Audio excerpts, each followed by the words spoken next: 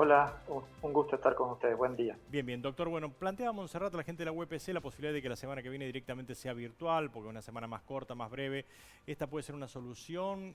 ¿Usted cuál es la radiografía, el mapa que tiene de la situación de las escuelas? ¿Hay que cerrarlas definitivamente, seguir así como estamos, virtual y presencial? ¿Qué piensa? ¿Cuál es su opinión? Nosotros opinamos desde la Sociedad de Pediatría que preferimos que las medidas sean quirúrgicas, es decir, en el lugar específico donde se produzca el problema, tomar alguna determinación y no probablemente tomar una determinación en general. Es decir, no es lo mismo la situación epidemiológica probablemente de la ciudad de Córdoba con, no sé, Cruz del Eje, Chañarito o Salsipuedes, digamos.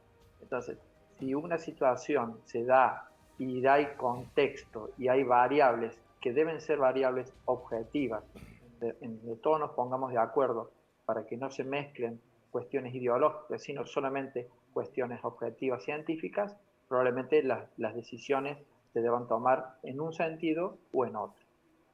Ahora, los primeros 2 meses de clases, yo coincido con usted y lo he dicho aquí en los medios de comunicación, eran muy pocas las burbujas que se activaban. Ahora estamos viendo que cada vez más, y le toca seguramente a usted, a mí como padre, de que nuestros hijos dicen, se activó otra burbuja y otra y otra y otra y cada vez es más.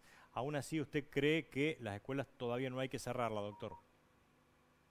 Lo que yo digo no es que no haya cerrar las escuelas, probablemente haya alguna escuela que cerrar, Ujú. pero no sé si todas las escuelas de toda la provincia en el mismo momento y bajo la misma condición. Porque nos pasó el año pasado que teníamos áreas blancas en la provincia, por ejemplo, y las escuelas están cerradas, y había áreas rojas en donde las escuelas justificadamente se cerraron.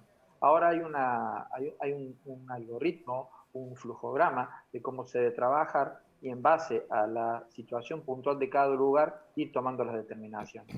Ahora, si esto empieza a ser masivo y tenemos que empezar a cerrar escuelas en todo el territorio de la provincia indiscriminadamente, probablemente necesite sí ahí una orientación o una decisión política de respecto a qué hacer. Lo que nosotros decimos es que tratemos de que las escuelas estén abiertas siempre y cuando esto no signifique un empeoramiento de la condición sanitaria de ese lugar. Hay estudios que han demostrado que la circulación, a pesar de que las escuelas cuando las escuelas están abiertas, perdón, aumenta la circulación del virus y es difícil controlar las curvas. Con 4.000 casos que tuvimos ayer en Córdoba, más de 35.000 casos en el país, probablemente deba tomarse alguna medida en los lugares donde más explosión hay. Y esto, en un país tan grande como nuestro, puede no ser uniforme para todo el país, igual para la provincia. Doctor, le pregunto por la situación de muchas familias que están empobrecidas, que viven en situación de hacinamiento, en donde el agua corriente, bueno, en algunas ocasiones no está directamente, y allí las condiciones de higiene suele ser, dicen algunos especialistas, más difíciles que en la escuela, donde se está garantizando justamente y se está siempre enseñando a los chicos a cuidarse, ¿no? En ese caso, ¿sería peor estar en casa que estar en la escuela? Lo que pasa es que el problema me parece que a veces o no lo sabemos explicar o no se puede entender. El problema no es la escuela ni la casa, es la circulación, el movimiento que significa de gente ir a la escuela. Obviamente que hasta ahora no ha habido casos intraescolares significativamente, es decir, no hubo muchos contagios dentro de la escuela. Y las burbujas que se han abierto o que se han aislado, perdón, tienen más que ver con contactos extrainstitucionales, es decir, y contacto de contacto, un papá, una mamá que fueron positivas por sus actividades o los niños que se contagiaron de sus hermanos mayores o de sus padres. Pero el movimiento, la circulación que significa las actividades escolares presenciales es lo que aumenta el riesgo de la circulación del virus. Por eso es que esa medida extrema debe tomarse cuando las condiciones sanitarias de la región, de la localidad o del lugar sean suficientemente importantes como para que se determine la no presencialidad o el paso a la virtualidad. Bueno, yo para terminar, y le digo Pericles porque para mí es el Pericles, ¿eh? Quiero preguntarte, Peri, si vos crees que el día viernes, en el anuncio que va a hacer el gobierno provincial, se va por lo menos por 15 días a decirle no a la presencialidad y sí a la virtualidad. ¿Qué opinas vos?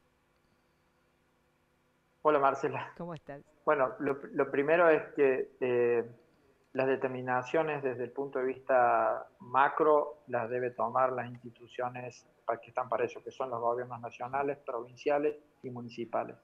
A mí me parece que con la cantidad de casos que hay, si no disminuimos la circulación de la gente, va a ser imposible que el sistema sanitario abarque todas las complicaciones posibles.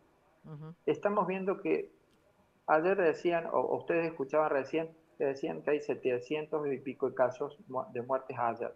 Con 35.000 casos que hubo ayer, la semana que viene, el otro vamos a tener 1.000 o más de 1.000 muertos.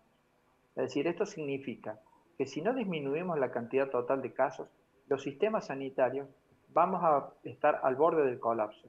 Hoy, en la ocupación de camas de terapia, que es una de las variables que hay que valorar para cerrar las escuelas, cómo están las capacidades prestacionales en esa región, hoy estamos en la parte general, digamos, a casi un 90% de ocupación de camas de terapia. Y esto lo ha salido a decir el doctor Gras de la Asociación de Clínicas y también desde